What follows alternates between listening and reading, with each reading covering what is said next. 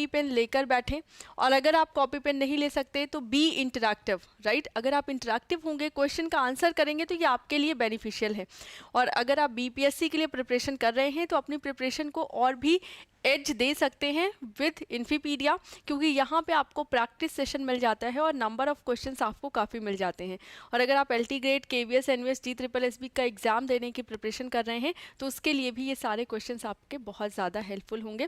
फिलहाल तो अभी कोई सुनवाई है नहीं एलटी ग्रेड की, बट हो सकता है इसी साल के अंत में आपका एग्ज़ाम हो जाए और रिजल्ट भी आ जाए, क्योंकि जब भी नोटिफिकेशन आएगा 2-3 महीने में आपका एग्ज़ाम हो जाएगा। ठीक है, चलें। Good morning Yaduvanshi ji. Now start करते हैं क्वेश्चन नंबर 1 से। What is an operating system? Operating system क्या है? Good morning Trishan. तो ऑपरेटिंग सिस्टम क्या है ये आपको बताना है। Collection of programs that manages hardware resources, system service provider to the application programs, interface between the hardware and the application layer. तो यहाँ पे अगर हम देखें कि व्हाट इज ऑपरेटिंग सिस्टम, तो यहाँ पे तीनों ही ऑप्शन आपके करेक्ट हो जाएंगे ऑपरेटिंग सिस्टम के लिए, क्योंकि ऑपरेटिंग सिस्टम आपको एक इंटरफेस भी प्रोवाइड करता है हार्डवेयर एंड सॉफ्टवेयर के बीच में, हार्डवेयर या एप्लीकेशन प्रोग्राम के बीच में, सिस्टम सर्विसेज भी प्रोवाइड करता है एप्लीकेशन प्रोग्राम के लिए, और कलेक्शन ऑफ प्रोग्राम्स है जो कि हार्डवेयर रिसोर्सेज को मैनेज करता है। तो अगर आपको एक डायग्राम याद हो तो मैंने आप लोगों को बनवाया था कि सबसे पहले आपका होता है हार्डवेयर, राइट। इस हार्डवेयर पे हमारा क्या रन करता है? आपका ऑपरेटिंग सिस्टम या सिस्टम सॉफ्टवेयर जिसको हम बोलते हैं, सिस्टम सॉफ्टवेयर या ऑपरेटिंग सिस्टम हो गया। नेक्स्ट इसके ऊपर आपका रन होता है एप्लीकेशन प्रोग्राम, एप्लीकेशन प्रोग्राम्स या एप्लीकेशन सॉफ्टवेयर, और इससे एप्लीकेशन सॉफ्टवेयर से आपका इंटरेक्ट करता है यूज़र। ठीक है, तो ये आपका डी ऑप्शन करेक्ट हो जाएगा, और ये आपका डायग्राम है अगर हम ऑपरेटिंग सिस्टम को लेयर वाइज देखें तो। चलें, नेक्स्ट क्वेश्चन है question number 2। The initial program that is run when the computer is powered up is called. अच्छा, एक बार मैं ये करवा दूं, उसके बाद फिर से मैं TRE 1.0 एंड 2.0 का पेपर सॉल्व करवा दूंगी, तो उससे आपको पता चलेगा कि कितना ज़्यादा रिलेटेबल हैं ये सारे क्वेश्चंस। ठीक है, तो अगर आपने प्रीवियस वीडियोस नहीं देखी हैं जिसमें मैंने DBMS पढ़ाया है, C++ पढ़ाया है एंड आपका कंप्यूटर ऑर्गेनाइजेशन पढ़ाया, तो वो वीडियोस भी ज़रूर देखें, क्योंकि उसके क्वेश्चंस भी उतने ही रेलिवेंट हैं। इवन C++ के क्वेश्चन तो बहुत ज़्यादा पूछे जाते हैं BPSC में। ठीक है, चलें। तो the initial program that is run when the computer is powered up is called. Initially कौन सा प्रोग्राम रन होता है? जल्दी से अवधेश जी, यदुवंशी जी, सभी लोग आंसर करें। तो सबसे पहले जैसे ही कंप्यूटर ऑन होता है तो जो प्रोसेस ऑन होती है उसको हम बोलते हैं इनिट प्रोसेस। और किस मेमोरी में होता है ये सब? तो ये आपका रोम में रखा होता है, रीड ओनली मेमोरी में। और कौन सा प्रोग्राम या कौन सा सॉफ्टवेयर ओपन होता है? तो बेसिक इनपुट आउटपुट सिस्टम, और बेसिक इनपुट आउटपुट सिस्टम के अंदर होता है आपका बूटस्ट्रैप लोडर या बूटस्ट्रैप प्रोग्राम, राइट। तो डी ऑप्शन आपका करेक्ट हो जाएगा कि सबसे पहले आपका क्या ओपन होता है? बूटस्ट्रैप। बूटस्ट्रैप प्रोग्राम आपका सबसे पहला प्रोग्राम है जो ओपन होता है। और कौन सी प्रोसेस बूटस्ट्रैप प्रोग्राम में कौन सा प्रोसेस होता है? तो इनिट प्रोसेस यहाँ पर यूज होता है। ठीक है, नहीं, बूटस्ट्रैप बूट लोडर नहीं, बूटस्ट्रैप प्रोग्राम है। बूटस्ट्रैप प्रोग्राम से ही जो बूटिंग प्रोसेस है वो स्टार्ट होता है और वो लोड होता है। ठीक है, चले, विच one of the following is not true. इसमें से कौन सा ट्रू नहीं है? और ये सारे स्टेटमेंट आपको आपके किसके लिए दिए गए हैं? तो ये कर्नल के रिगार्डिंग सारे स्टेटमेंट्स हैं। Kernel is the program that constitutes the central core of the operating system. Second है, kernel is the first part of the operating system to load into memory during booting. Kernel is made of various modules which cannot be loaded in running operating system, या kernel remains in memory during the entire computer session। अगर हम kernel की बात करें तो इसमें से कौन सा ट्रू नहीं है? तो kernel क्या होता है? अभी हमने बात की ऑपरेटिंग सिस्टम की, राइट। तो ऑपरेटिंग सिस्टम की सभी फाइल्स आपके हार्डवेयर को रन नहीं करिए, कुछ फाइल्स एप्लीकेशन के लिए हैं। तो हार्डवेयर को रन करने के लिए या फिर जो सिस्टम फाइल है, सिस्टम को हार्डवेयर को रन करने के लिए जो फाइल रिक्वायर्ड है वो आपकी क्या कहलाती हैं, कोर कर्नल। तो ऑपरेटिंग सिस्टम को भी आप दो पार्ट्स में डिवाइड कर सकते हैं। एक आपका हो गया कर्नल, कर्नल एक तरह से कोर ऑफ ऑपरेटिंग सिस्टम जो कि हार्डवेयर को मैनेज कर रहा है, और दूसरा जो कि एप्लीकेशन प्रोग्राम्स को मैनेज कर रहा है, जो कि एप्लीकेशन को सर्विसेज प्रोवाइड कर रहा है, वो आपका हो गया। ठीक है, तो ऑपरेटिंग सिस्टम भी आपका दो पार्ट्स में डिवाइड हो सकता है। जो मेन कोर होता है ऑपरेटिंग सिस्टम का उसको हम बोलते हैं कर्नल, और कर्नल भी आपके दो तरह के हो सकते हैं, माइक्रो एंड मोनोलिथिक कर्नल। ठीक है, तो यहाँ पे कौन सा ट्रू नहीं है, तो कर्नल जैसे आपके नॉर्मल प्रोग्राम्स होते हैं, सिस्टम सॉफ्टवेयर होते हैं, वैसे ही तो the kernel is a program that constitute the central core of the operating system. तो ये करेक्ट है।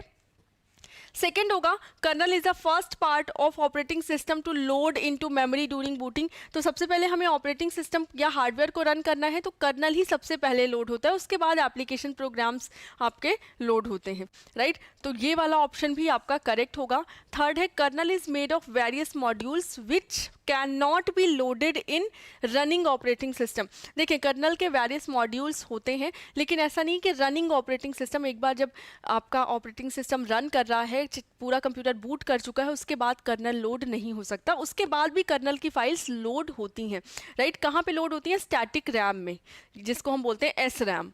ठीक है, तो सी ऑप्शन आपका यहाँ पे गलत हो जाएगा। लास्ट है kernel remains in the memory during the entire computer session, तो बिल्कुल ये भी आपका करेक्ट हो जाएगा।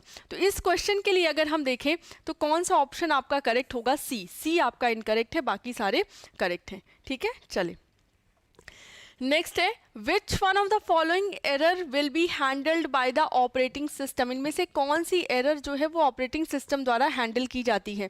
तो ऑपरेटिंग सिस्टम आपके जितने भी सॉफ्टवेयर एंड हार्डवेयर एरर्स हैं उनको मैनेज करता है, क्योंकि ऑपरेटिंग सिस्टम का काम है time management, resource management, process management, file management, ये सब कौन करता है, आपका ऑपरेटिंग सिस्टम करता है। तो यहाँ पे अगर हम पावर फेलियर की बात करें तो पावर फेलियर किसके द्वारा मैनेज किया जा रहा है, आपके ऑपरेटिंग सिस्टम द्वारा। पावर फेलियर मैनेज करने का क्या मतलब है कि मान लीजिए आपका लैपटॉप ऑन है, बैटरी चली गई या फिर सिस्टम क्रैश हो गया, तो जो सिस्टम की फाइल्स हैं जो कि रन हो रही थी वो सही सलामत रहें, या जैसे आपका कोई ट्रांजैक्शन था परफॉर्म कर रहे हैं, या फिर कोई फाइल आपने देखा है ऑटो सेव मोड, कोई भी कुछ भी आप डॉक्यूमेंट लिख रहे हैं उसमें अगर कुछ भी आपने लिखा है और पावर फेल हो गया या पावर चला गया, तो अब क्या है वो मैनेज किया जाएगा बाय ऑपरेटिंग सिस्टम की। यहाँ तक एक होता है ना, चेक पॉइंट्स लगा देते हैं कि इस चेक पॉइंट तक वैल्यूज़ रहें, इसके बाद की वैल्यू स्टोर नहीं की गई। तो ये सारी चीज़ें मैनेज की जाती हैं आपके ऑपरेटिंग सिस्टम द्वारा। Lack of paper in printer, तो ये भी आपके ऑपरेटिंग सिस्टम द्वारा ही मैनेज किया जाता है। Connection failure in the network में जब कनेक्शन फेलियर है तो उसको भी ऑपरेटिंग सिस्टम द्वारा ही मैनेज किया जाता है। तो डी ऑप्शन आपका करेक्ट हो जाएगा।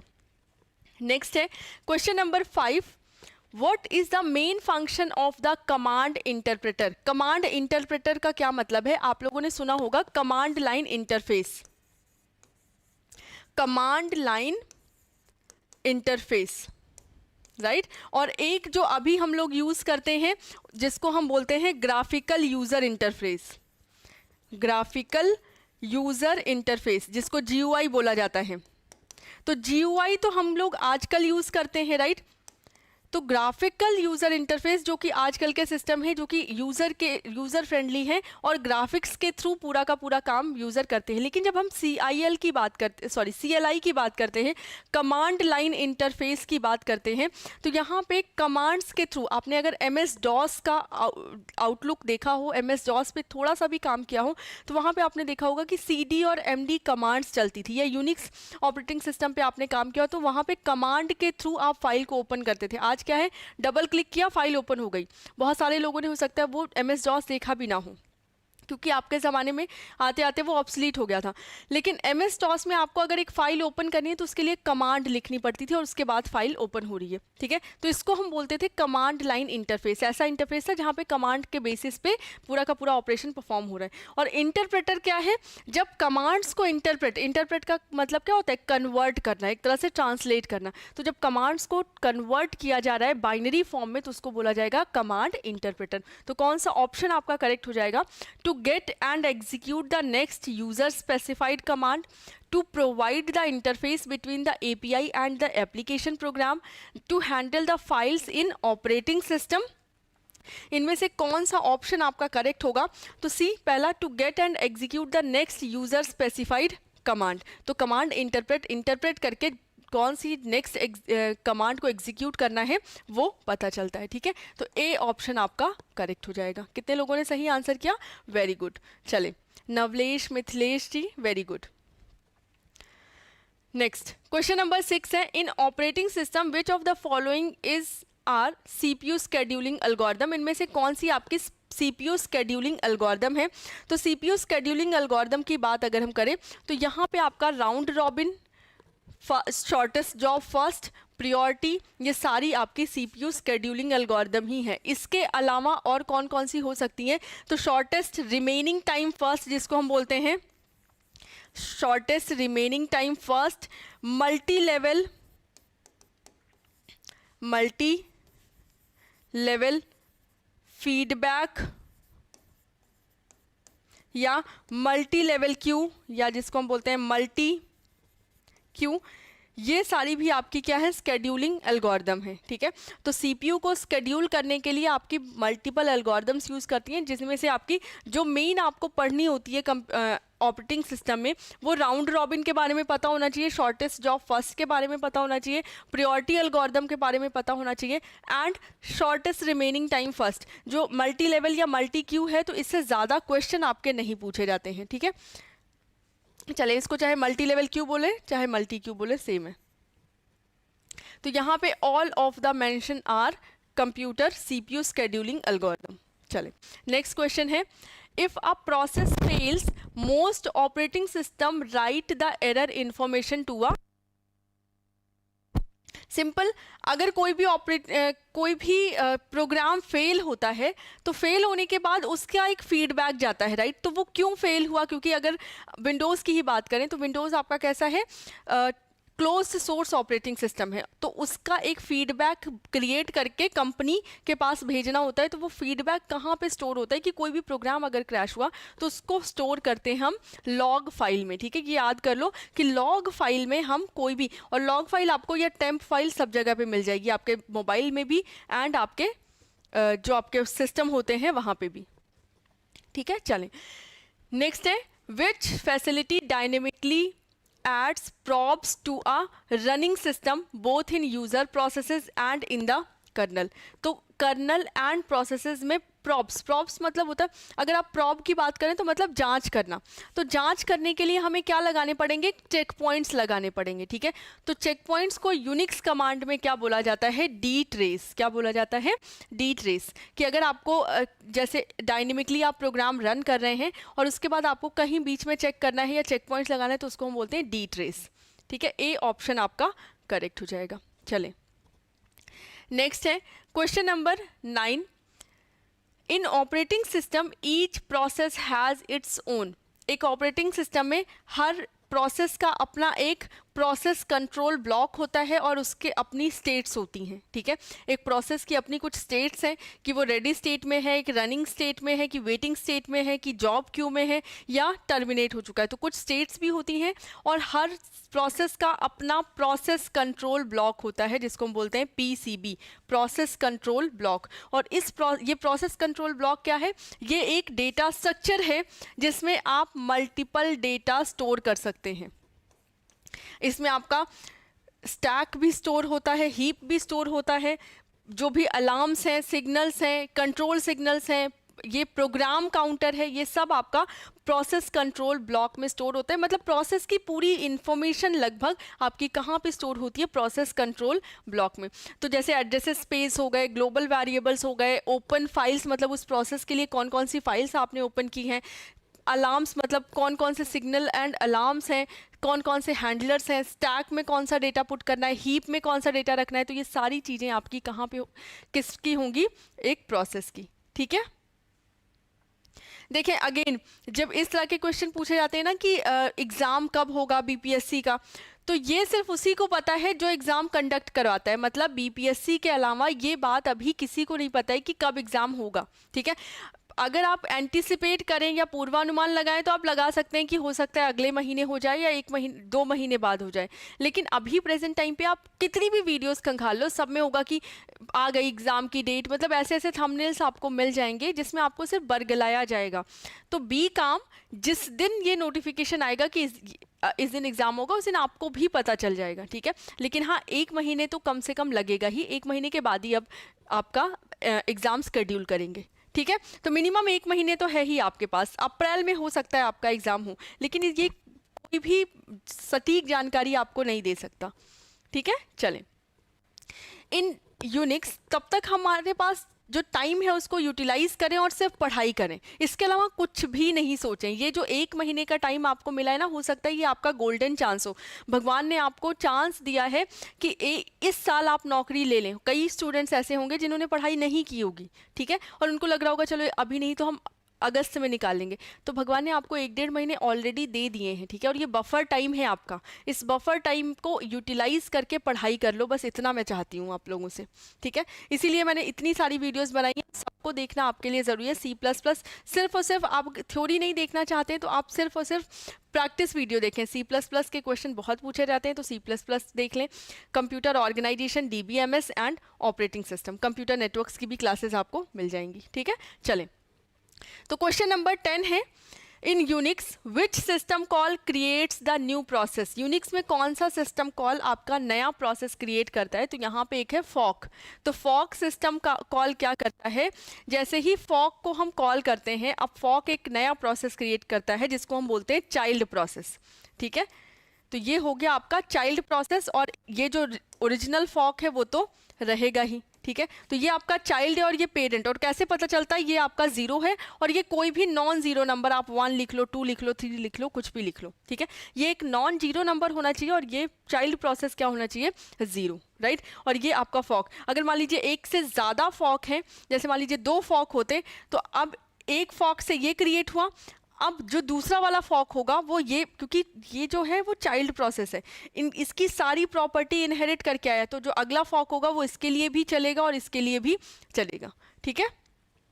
तो यहाँ पे फॉक सिस्टम कॉल का यूज करते हैं अगर नया प्रोसेस क्रिएट करना होता है, नया चाइल्ड प्रोसेस क्रिएट करना होता है तो, ठीक है। चलें, नेक्स्ट है question number 11, a process can be terminated due to. एक प्रोसेस कैसे टर्मिनेट होता है या क्यों टर्मिनेट होता है? जितने भी मेरे स्टूडेंट होंगे जिन्होंने मुझसे पढ़ा होगा उनको ऑपरेटिंग सिस्टम बाय हार्ट होगा, क्योंकि ये सारी चीज़ें, एक छोटी छोटी चीज़ें मैंने उनको बहुत डिटेल में पढ़ाई हुई हैं, ठीक है। तो यहाँ पे एक प्रोसेस कैसे टर्मिनेट होता है, तो प्रोसेस नॉर्मल एग्जिट भी कर रहा है कि उसने पूरा बस टाइम कंप्लीट किया अपना और उसके बाद वो एग्जिट कर जाएगा, या फिर फैटल एरर आपके सिस्टम में हो सकता है, सिस्टम क्रैश हो गया हो या आपका कोड रन नहीं कर रहा हो, इनफाइनाइट लूप में चला गया, तो किसी भी टाइप की फैटल एरर, फैटल मतलब कोई भी जो अननेसेसरी की एरर होती हैं या कोई भी ऐसी एरर जिनके बारे में आपको जानकारी नहीं है, तो उस एरर की वजह से भी आपका सिस्टम या प्रोसेस बंद हो सकता है, राइट। आपके मान लीजिए सिस्टम ही ऑपरेटिंग सिस्टम हैंग कर गया या आपका प्रोसेसर ही हैंग कर गया,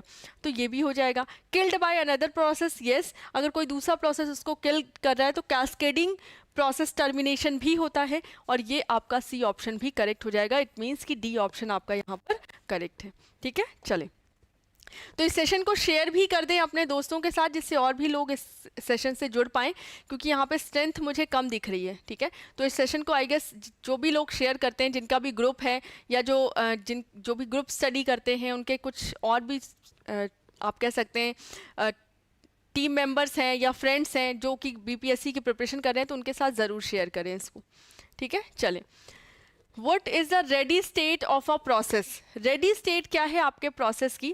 When process is scheduled to run after some execution, when process is unable to run until some task has been completed, when process is using the CPU, none of the mention. तो यहाँ पे अगर मैं ready queue की बात करूँ तो सबसे पहले तो मैं आपको ये बता दूँ कि आपके प्रोसेस के कितनी स्टेट्स होती हैं, राइट। सबसे पहले तो हम ये देखेंगे प्रोसेस की कितनी स्टेट होती है। तो सबसे पहले प्रोसेस आपका आता है, ठीक है। तो ये फर्स्ट स्टेट हो गई आपकी न्यू स्टेट। न्यू स्टेट में प्रोसेस आपका कहाँ पे रखा हुआ है, जॉब क्यू में रखा हुआ है या जॉब पूल में रखा हुआ है। न्यू से अब वो किस स्टेट में जाएगा, अब उसको स्केड्यूलर डिस्पैच करके कहाँ पे लेके जाएगा, रेडी स्टेट में, ठीक है, रेडी स्टेट में, और ये कहाँ पे आ गया, रेडी क्यू में आ गया। अब रेडी क्यू से ये कहाँ पे जाएगा, रनिंग स्टेट में, ठीक है, कहाँ पे जाएगा, रनिंग स्टेट में। और रनिंग स्टेट में है, और अगर इसने अपना बस टाइम कंप्लीट कर लिया, प्रोसेसिंग कंप्लीट कर ली, तो कहाँ पे चला जाएगा, ये टर्मिनेशन में, और ये हो जाएगा टर्मिनेट।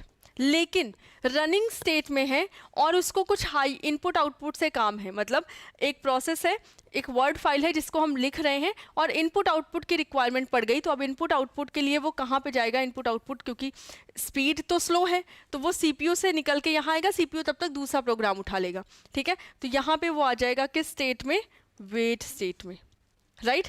एंड वेट स्टेट से वो किस स्टेट में जाएगा, वेट से वो डायरेक्ट रनिंग में नहीं जाएगा, वेट स्टेट से वो किस स्टेट में जाएगा, रेडी स्टेट में, और रेडी से फिर रनिंग में। और कई बार ऐसा होता है, ये तो तब की बात है जब इनपुट आउटपुट रिक्वेस्ट है, ठीक है, इनपुट आउटपुट की रिक्वेस्ट है तब। कई बार ऐसा होता है कि जॉब क्यू में कौन सी जॉब आ गई, आपकी कोई भी प्रियोरिटी बेसिस, तो उसको तुरंत हम रेडी में भेजेंगे, और रेडी में अगर उसकी प्रियोरिटी हाई है तो वो क्या चला जाएगा, रनिंग में, और रनिंग में जैसे ही गया तो जो प्रोग्राम रन हो रहा है वो अब कहाँ पे आ जाएगा, रेडी स्टेट में आ जाएगा, ठीक है। तो ये कुछ इस तरह से आपका डायग्राम आप बना सकते हैं कि कैसे एक नया प्रोसेस क्रिएट होता है, नए प्रोसेस से वो रेडी, और भी बहुत सारी स्टेट्स होती हैं, उसके बारे में हम आगे डिस्कस करेंगे, बट ये 5 स्टेट आपकी बेसिक हैं जो कि आपके किसी भी प्रोसेस में हो सकती हैं, ठीक है।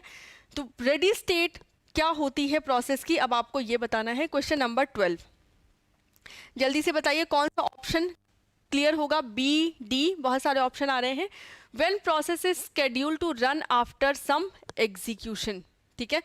जब दूसरा क्या है, when process is unable to run until some task has been completed. Unable to run का मत नहीं होता, बी तो बिल्कुल भी नहीं होगा कि when process is unable to run until some task has been completed, तो ये तो आपकी वेटिंग कंडीशन हो जाएगी कि वो तब तक रन नहीं कर सकता जब तक वो एक कंडीशन, जब तक जैसे इनपुट आउटपुट का डिमांड किया तो जब तक इनपुट आउटपुट कंप्लीट नहीं होगा तब तक वो रन नहीं करेगा, तो ये वेटिंग कंडीशन हो गई। When process is using the CPU, जब प्रोसेस सीपीयू यूज कर रहा है तो कौन सी कंडीशन होगी, रनिंग कंडीशन हो जाएगी। And none of the mention, तो अब कौन सा ऑप्शन आपके पास बचा है, when process is scheduled to run after some execution. जब जैसे मान लीजिए वेट है, अब वेट इसका खत्म हो गया, वो रेडी क्यू में आ गया, तो जब प्रोसेस बस स्केड्यूल होने ही वाला है, रेडी क्यू का मतलब है कि बस जैसे अगर आप ये समझे कि बहुत सारी न्यू में बहुत सारी जॉब्स हैं, अब उन जॉब्स को कौन सी जॉब आगे परफॉर्म करनी है उसको हमने रेडी में डाल दिया, तो बस ये एग्जीक्यूट होने ही वाली, जैसे ये वाला एग्जीक्यूशन खत्म करेगा तुरंत नेक्स्ट एग्जीक्यूशन स्टार्ट हो जाएगा, ठीक है। तो रेडी क्यू में ए ऑप्शन आपका करेक्ट हो जाएगा। वो प्रोसेसेस होती हैं जो कि जस्ट अबाउट टू एग्जीक्यूट, मतलब वो रनिंग में जाने ही वाली हैं। चलें नेक्स्ट, तो आपका 12th का ए ऑप्शन करेक्ट है, ना कि बी और D. Next, what is inter process communication. Inter process communication क्या होता है आपका, इंटर प्रोसेस कम्युनिकेशन होता है जब दो प्रोसेसेस आपस में कम्युनिकेट करें।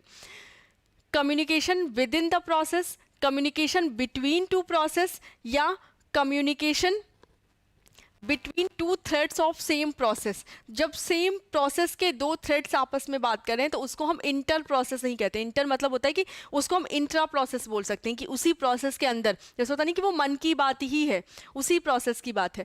जब इंटर प्रोसेस की बात करें तो दो अलग अलग प्रोसेसेस जब डेटा शेयर कर रही हैं उसको हम बोलते हैं इंटर प्रोसेस कम्युनिकेशन। और जब दो अलग अलग प्रोसेसेस सेम डेटा शेयर करती हैं, यहीं पे आपका क्रिटिकल सेक्शन वाला आ जाता है, यहीं पे सेमाफर का भी आपका यूज होता है, ठीक है। तो communication between two processes is called inter process communication, B option is correct. 13th का ये नहीं, with in the process is intra process communication, ठीक है। इंटर नहीं होगा, इंटर मतलब होता है जब दूसरे प्रोसेस से हम कम्युनिकेट करते हैं। तो चलें नेक्स्ट, क्वेश्चन नंबर 14 है, a set of processes is deadlock if a set of processes is in deadlock condition, यदि क्या होगा, each process is blocked and will remain so forever, each process is terminated, all processes are trying to kill each other। अगर सारी process एक दूसरे को किल करना चाह रही हैं तो होगा, या सारे प्रोसेसेस किसी ना किसी रिसोर्स के लिए वेट कर रही हैं और वेट ही करती रह जाएंगी हमेशा, तब होगा, या फिर सारी प्रोसेसेस टर्मिनेट हो जाएंगी। तो ए ऑप्शन आपका करेक्ट हो जाएगा कि सारे प्रोसेसेस क्या हैं, ब्लॉक्ड हैं। क्यों ब्लॉक है? क्योंकि किसी ना किसी रिसोर्स के लिए वेट कर रही हैं जो कि किसी दूसरे द्वारा, जैसे मान लीजिए प्रोसेस ए है, प्रोसेस ए एक रिसोर्स को होल्ड करके बैठा है और उसको एक दूसरा रिसोर्स चाहिए, और ये है प्रोसेस बी। प्रोसेस बी इस रिसोर्स को होल्ड करके बैठा है, उसको और ये वाला रिसोर्स चाहिए, ठीक है। तो इसको ये होल्ड करके बैठा है, इसको मैं से दिखाते हैं, इसको ये होल्ड करके बैठा है और इसके लिए ये रिक्वेस्ट कर रहा है, ठीक है, इसके लिए ये रिक्वेस्ट कर रहा है, और यहाँ पे इसको ये होल्ड करके बैठा है और इसके लिए रिक्वेस्ट कर रहा है। तो अब ये क्या हो गया, दोनों ही कंप्लीट नहीं हो पाएंगे और ये डेडलॉक की कंडीशन आपकी बन जाएगी, ठीक है। तो 14th का ए ऑप्शन आपका करेक्ट हो जाएगा। चलें नेक्स्ट क्वेश्चन पे मूव करते हैं। Excuse me.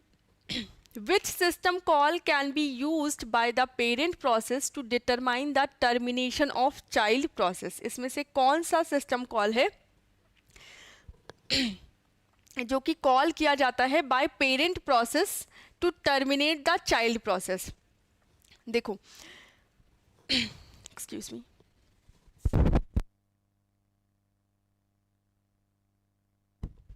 चलिए ठीक है। देखें, अगर हम पेरेंट प्रोसेस की बात करें तो एक सिस्टम कॉल होता है आपका वेट, ठीक है। अगर मैंने simple exit system call use कर दिया या एंड सिस्टम कॉल यूज़ किया, जिसको एग्जिट बोलते हैं, तो एग्जिट मतलब पूरा का पूरा प्रोसेस एग्जिट हो गया। अब चाहे वो जब हम बड़े प्रोसेस को एग्जिट करें तो जितने भी चाइल्ड प्रोसेस हैं वो ऑटोमेटिक कैस्केडिंग टर्मिनेशन के थ्रू टर्मिनेट हो जाएंगे, राइट। लेकिन यहाँ पे एक सिस्टम कॉल है वेट। अब इस वेट का क्या मतलब है कि मान लीजिए एक पेरेंट प्रोसेस है पी, ठीक है, वो एग्जीक्यूट कर रही है, लेकिन उसके साथ साथ इसके मल्टीपल क्या हैं, चाइल्ड है, C1, C2 and C3, multiple child है। अब पेरेंट प्रोसेस अगर वेट सिस्टम कॉल इनिशिएट करती है तो इसका मतलब है कि अब वो वेट कर रही है कि तुम लोग ख़त्म करो तो हम अपना काम वाइंड अप करें। समझ रहे हैं आप कि मतलब पेरेंट प्रोसेस का काम खत्म हो चुका है, अब वो वेट करिए चाइल्ड प्रोसेस के लिए या फिर पेरेंट प्रोसेस को फर्दर एग्जीक्यूट करने के लिए, टर्मिनेट होने के लिए वो वेट कर रहा है C1, C2, C3 का कि तुम लोग काम खत्म करो तो हम, तो ये जैसे ही वेट सिस्टम कॉल एग्जीक्यूट होगी या वेट सिस्टम कॉल मिलेगा तो C1, C2, C3 आपके क्या होंगे, अपना काम रैप अप करके वाइंड करेंगे, मतलब टर्मिनेट करेंगे। और जब ये टर्मिनेट हो जाएंगे तो आपका प्रोसेस पी भी क्या हो जाएगा, टर्मिनेट। मतलब ये वेट कर रहा है कि हमारा काम खत्म हो चुका है, तुम लोग वाइंड अप करो तो मैं भी वाइंड अप करूं, ठीक है। तो वेट सिस्टम कॉल आपके चाइल्ड प्रोसेस को टर्मिनेट करने के लिए यूज होता है, ठीक है। ए आपका करेक्ट हो जाएगा। इस चीज को समझो। एग्जिट क्या है, एग्जिट मतलब अगर इसने एग्जिट कर दिया ना तो चाहे जितने लोग रन करते रहे C1, C2, C3 को, तो जबरदस्ती एग्जिट होना ही पड़ेगा, ठीक है। ये ऐसा नहीं कि ये वेट करेगा कि तुम लोग एग्जिट हो, इसने एग्जिट किया तो ये सारे एग्जिट हो जाएंगे ऑटोमेटिक, ठीक है। चलें नेक्स्ट है question number 16। A PCB does not contain which of the following? PCB process control block में इनमें से क्या नहीं होता है? तो पीसीबी में मैंने आपको बताया आपके प्रोग्राम काउंटर्स होते हैं, आपके स्टैक्स होते हैं, आपका हीप होता है, आपका जो भी ग्लोबल वेरिएबल्स हैं या सेट ऑफ डेटा है, ये सारी चीज़ें आपकी कहाँ पे होती हैं कि एक प्रोसेस के कितने चाइल्ड प्रोसेस हैं, उस प्रोसेस की आईडी क्या है, ये सारी डिटेल्स आपके प्रोग्राम कंट्रोल ब्लॉक में होती है, राइट। इनमें से क्या नहीं होता है? तो ये आपका बूटस्ट्रैप प्रोग्राम जो कि रोम में होता है, तो कोई भी प्रोसेस ऑन हुई है उसमें बूटस्ट्रैप प्रोग्राम नहीं होता है, ठीक है। तो क्वेश्चन नंबर 16 का सी ऑप्शन आपका करेक्ट हो जाएगा। चले नेक्स्ट है question number 17। The number of processes completed per unit time is known as, the number of processes completed per unit time is known as throughput. किसी भी system का throughput हम कैसे नापते हैं या थ्रोपुट क्या होता है कि एक यूनिट टाइम में वो सिस्टम कितने नंबर, मतलब एक सेकंड में कितने प्रोसेसेस कंप्लीट कर रहा है या एक सेकंड में कितना काम करके दे रहा है, ये उस सिस्टम का थ्रोपुट होगा और इसी से हमें CPU यूटिलाइजेशन पता चलता है, ठीक है। अब 2-3 टर्म्स और हैं जिसको आप देख सकते हैं। एक होता है टर्न अराउंड टाइम, ये सारे इंपॉर्टेंट है जब हम स्केड्यूलिंग करते हैं। तो turn around time, turn around time होता है कि आपका प्रोसेस क्यू में जब से आया है और जब तक टर्मिनेट नहीं हो जाता, पूरा टाइम एक प्रोसेस को एग्जीक्यूट होने में पूरा टाइम जो है, जो लगा है, उसको बोलते हैं टर्न अराउंड टाइम। मतलब उसका अराइवल टाइम, उसका वेटिंग टाइम प्लस उसका एग्जीक्यूशन टाइम, ये तीनों टाइम मिला के आपका क्या होता है, टर्न अराउंड टाइम। नेक्स्ट आपका होता है waiting time. Waiting time, waiting time क्या है कि जब सिस्टम क्यू में आया, क्योंकि हम जैसे ही सिस्टम आएगा तुरंत तो प्रोसेसर अलॉट नहीं होता, तो कितनी देर उसको वेटिंग टाइम उसका होता है कि पूरा प्रोसेस कंप्लीट होने में कितना टाइम उसको वेट करना पड़ा। कई बार ऐसा होता है कि एक प्रोसेस एग्जीक्यूट कर रहा है लेकिन दूसरा प्रायोरिटी वाला प्रोसेस आ गया तो उसको वापस आना पड़ता है क्यू में और प्रायोरिटी वाला जाता है, राइट, तो फिर से उसको वेट करना पड़ता है। तो टोटल वेटिंग टाइम एक प्रोसेस का जब वो क्यू में होता है या जब तक वो टर्मिनेट नहीं हो जाता। नेक्स्ट आपका है response time. Response time, response time मतलब क्यू में आने से लेके जब तक उसको सीपीयू नहीं मिल जाता, मतलब जैसे क्यू में मान लीजिए वो आया है 1 सेकंड पे और सीपीयू मिल रहा है 5 सेकंड पे, तो उसका रिस्पॉन्स टाइम क्या हुआ कि 4 सेकंड उसको वेट करना पड़ा, उसके बाद उसको रिस्पॉन्स मिला, उसके बाद उसको सीपीयू मिला है। ठीक है, तो ये हो गया आपका रिस्पॉन्स टाइम, जब सीपीयू एलोकेट होता है वो आपका रिस्पॉन्स टाइम हो गया। और आई गेस कौन सा टाइम होता है, बर्स्ट टाइम।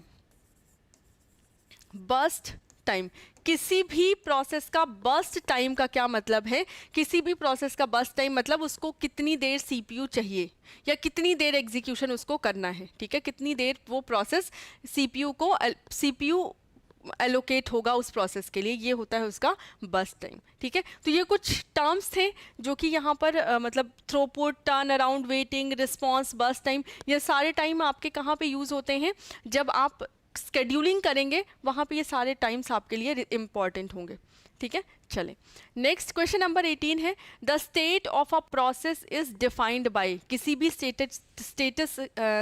किसी भी प्रोसेस की स्टेट कैसे डिफाइन की जाती है, तो पहला है the final activity of the process, the activity just executed by the process, the activity to executed by the process, the current activity of the process।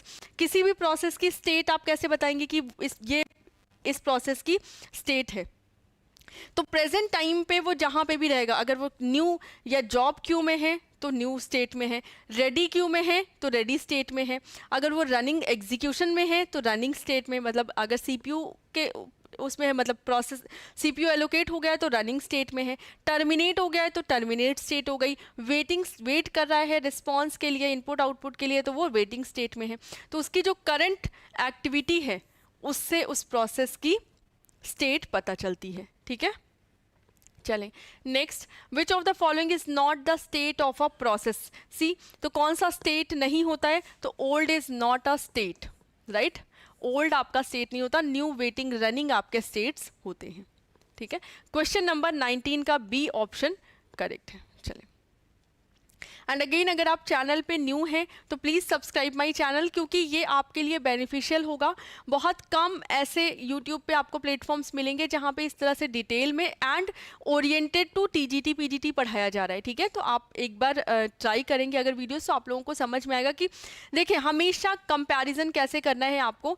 तो कंपैरिजन करने के लिए आपको पहले डेटा होना चाहिए आपके पास। तो अगर आपके पास प्रीवियस ईयर पेपर है एंड उससे जो मेरी वीडियोज़ हैं उसको उससे कंपेयर करेंगे तो आपको समझ में आएगा कि किस लेवल के क्वेश्चन पूछे जा रहे हैं और किस लेवल का हम पढ़ा रहे हैं। ये सिर्फ अपने चैनल के लिए नहीं, मैं हर चैनल के लिए बोल रही हूँ कि कभी भी आप पढ़ाई स्टार्ट करें तो एक बार सबसे पहले ये एनालिसिस ज़रूर करें, अगर पेपर हो चुका है उसका तो प्रीवियस ईयर पेपर में किस तरह के क्वेश्चंस पूछे गए हैं, राइट, और टीचर किस तरह के क्वेश्चंस करवा रहा है। अगर हाई लेवल है तो भी आपके किसी काम का नहीं है और लो लेवल है तो भी आपके किसी काम का नहीं है। ठीक है, सेम लेवल होना चाहिए आपके एग्जाम का एंड आपके जो भी टीचर आपको पढ़ा रहा है उसका। ठीक है, चले तो क्वेश्चन नंबर 20 की बात करते हैं।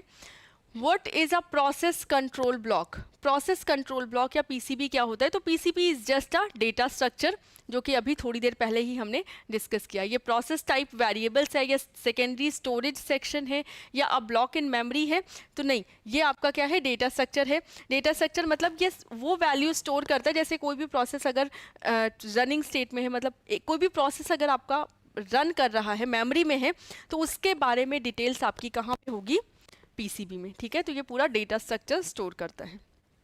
चलिए नेक्स्ट है the entry of all the PCBs of the current processes is in, entry कहाँ पे होती है, सारे प्रोग्राम कंट्रोल ब्लॉक की, तो आपकी एक होती है प्रोसेस टेबल। ठीक है, हर प्रोसेस की एक होती है प्रोसेस टेबल, और उस प्रोसेस टेबल में एंट्री होती है पीसीबी की। ठीक है, अब कौन कौन सी प्रोसेसेस रन हो रही हैं, प्रोसेस 1, प्रोसेस 2, प्रोसेस 3, तो प्रोसेस 1 का पीसीबी कहाँ मिलेगा, यहाँ पे, प्रोसेस 2 का पीसीबी यहाँ पे, प्रोसेस 3 का पीसीबी यहाँ पे, तो ये क्या है आपकी प्रोसेस टेबल, और इसी में सारे प्रोसेसेस की डिटेल भी आपकी स्टोर होगी।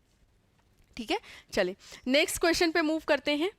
What is the degree of multi programming, multi programming क्या है, जब आपके पास एक ही सीपीयू है। ठीक है, क्योंकि एक सीपीयू को अगर सिर्फ एक काम दिया जा रहा है, यूनी प्रोग्रामिंग की जा रही है उस पर, तो वो उतना यूटिलाइजेशन हो ही नहीं पाएगा, क्योंकि आपकी स्पीड और मेमोरी की स्पीड बहुत ज़्यादा स्लो है।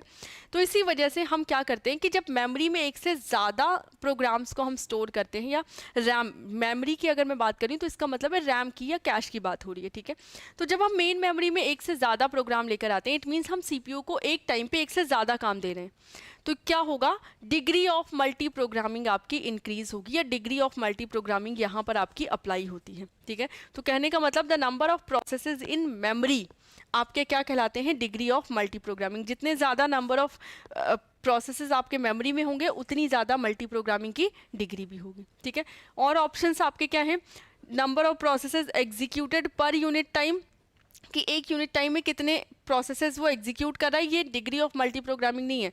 मतलब मल्टी प्रोग्रामिंग का तो कॉन्सेप्ट ही तभी आया कि एक से ज़्यादा प्रोग्राम मेमोरी में ले आओ जिससे सीपीयू फ्री ना बैठे, है ना, मतलब एक से ज़्यादा काम आपको दे दिए जाएं जिससे कि आप फ्री ना बैठें। ठीक है, अभी आप ऑपरेटिंग सिस्टम की वीडियो देख के हटेंगे, उसके बाद हो सकता है C++ को भी रिवीजन करना है, अगर आपने देखी हुई है तो रिवाइज करने के लिए आप देख सकते हैं। ठीक है, कुल मिला के सीपीयू को फ्री नहीं छोड़ना है, तो आपको अपने सीपीयू को भी फ्री नहीं छोड़ना है, स्पेशली एग्जाम टाइम में सिर्फ और सिर्फ पढ़ाई चलनी चाहिए माइंड में। ठीक है, तो डी ऑप्शन आपका यहाँ पर करेक्ट हो जाएगा।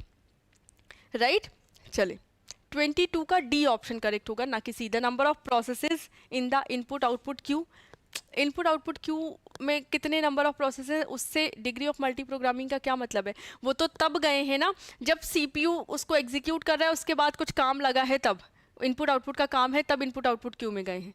मेमोरी में कितने आए हैं उससे डिसाइड होता है कि इस सीपीयू को अभी कितना काम करना है और इस सीपीयू की मल्टी प्रोग्रामिंग की डिग्री क्या होगी।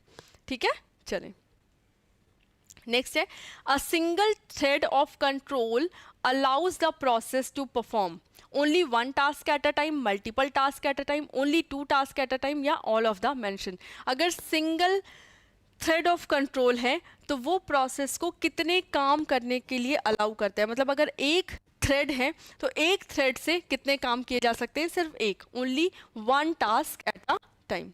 23 का ए ऑप्शन आपका करेक्ट हो जाएगा। ठीक है, चले तो यहाँ पे एक थ्रेड से हम एक ही टास्क कर सकते हैं at a time.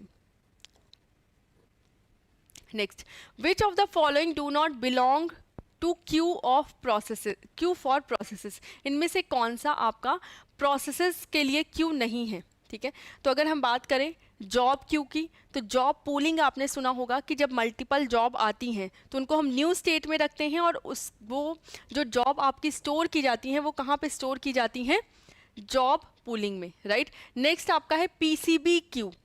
PCB Q अगर आप देखें तो पीसीबी क्यू नहीं होता, पीसीबी तो आपका एक डेटा स्ट्रक्चर है। राइट, डिवाइस क्यू का क्या मतलब है, इसको आप आईओ क्यू भी बोल सकते हैं। ठीक है, डिवाइस क्यू को आप आईओ क्यू भी बोल सकते हैं। रेडी क्यू में वो जॉब्स होती हैं जो रेडी, मतलब प्रेजेंट टाइम में रेडी है फॉर अलॉटिंग द सीपीयू। तो बी ऑप्शन आपका यहाँ पर करेक्ट हो जाएगा। क्यों? क्योंकि जॉब क्यू भी होती है, डिवाइस क्यू भी होती है, एंड रेडी क्यू भी होती है, लेकिन पीसीबी क्यू नहीं होता आपका। ठीक है, प्रोसेस टेबल होती है, प्रोसेस टेबल में पीसीबी आपका स्टोर किया जाता है। तो B option do not belong to queue, तो पीसीबी नहीं होता। चले नेक्स्ट है question number 25। What is a long term scheduler. Long term scheduler की अगर हम बात करें तो लॉन्ग टर्म शेड्यूलर आपका होता है जब हम जॉब्स को असाइन करते हैं। राइट तो 3 तरह के स्केड्यूलर हैं आपके, एक लॉन्ग टर्म, एक शॉर्ट टर्म और एक है आपका mid term. Long term scheduler का मतलब है कि सबसे एक होता है ना कि सबसे ज़्यादा रिस्पॉन्सिबिलिटी वाला काम जो है वो किसका है, लॉन्ग टर्म स्केड्यूलर का, कि जो नई जॉब आई है वो जॉब, उस जॉब को रेडी क्यू में रखना, कि मतलब नेक्स्ट आप जाओगे। देखो अगर आप एक डॉक्टर के यहाँ, अगर ऐसे एक सिनेरियो बनाओ कि एक डॉक्टर के यहाँ जाना है तो बहुत सारी भीड़ लगी हुई है बाहर, अब उसमें से कुछ लोग होते हैं कि जिनको डॉक्टर देख रहा है, उसके बाद किसका नंबर है वो खड़ा है, उसके बाद किसका नंबर है वो खड़ा है। तो इसी तरह से सबसे ज़्यादा रिस्पॉन्सिबिलिटी का काम ये होता है कि एक तो पहला है कि पर्ची वाइज, कि जिसका जो नंबर है वो चला जाए, लेकिन यहाँ पे पर्ची वाइज तो होता नहीं, प्रायोरिटी बेसिस पे भी है, मल्टी लेवल फीडबैक भी है। मतलब ऐसा ना हो कि कोई प्रोसेस बेचारी वेट ही करती रह जाए, तो हमें हर चीज़ देखना है। कई लोग होते हैं कि सिर्फ अपना पर्चा दिखाने आए हैं, तो उनको थोड़ा सा जल्दी टाइम दे दिया जाए। तो सबसे रिस्पॉन्सिबिलिटी का काम है आपके जो लॉन्ग टर्म स्केड्यूलर है। लॉन्ग टर्म स्केड्यूलर क्या करता है, आपकी जॉब्स को न्यू से रेडी में भेजता है, ठीक है। वो ये डिसाइड करता है कि कौन सी अगली जॉब रेडी क्यू में जाएगी, जिसको प्रोसेसर मिलने का चांस है, ठीक है। तो ये काम कौन करता है, आपका लॉन्ग टर्म स्केड्यूलर। अब रेडी क्यू से रनिंग में कौन जाएगा, रेडी क्यू से रनिंग में कौन जाएगा, ये काम करता है आपका शॉर्ट टर्म स्केड्यूलर, ये काम करता है आपका लॉन्ग टर्म स्केड्यूलर, राइट। और यहाँ पे मिड टर्म स्केड्यूलर का क्या काम है, मिड टर्म स्केड्यूलर का काम है कि आपकी मेमोरी से, मान लीजिए जो मेमोरी में जो प्रोग्राम हम स्टोर करते हैं वहाँ से data swipe in and swipe out करने का, ठीक है। जैसे आप अगर वर्चुअल मेमोरी का कॉन्सेप्ट लेकर आते हैं, तो वर्चुअल मेमोरी में जो डेटा स्टोर हो रहा है उसके बाद फिर से, जैसे कहते हैं ना कि जो डेटा खत्म हो गया उसको फिर से लेकर आओ, और जो जिस डेटा का काम खत्म हो गया उसको मेमोरी में लेकर जाओ। तो स्वाइप इन और स्वाइप आउट के काम में आपका कौन सा यूज़ होता है, आपका मिड टर्म स्केड्यूलर, ठीक है, जो कि आपके सस्पेंड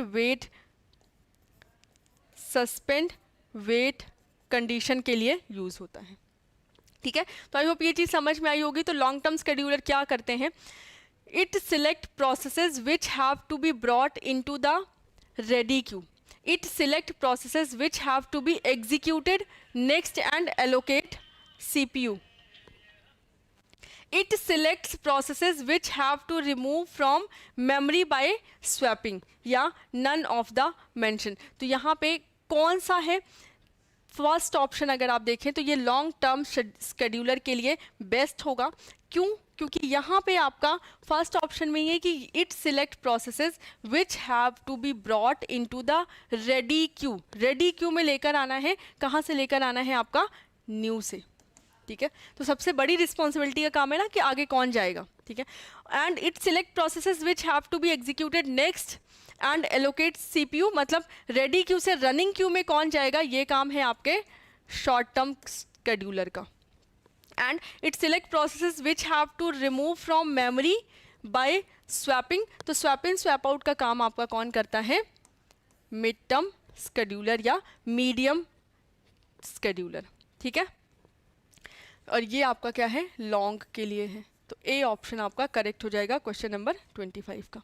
चलें, नेक्स्ट क्वेश्चन है क्वेश्चन नंबर 26।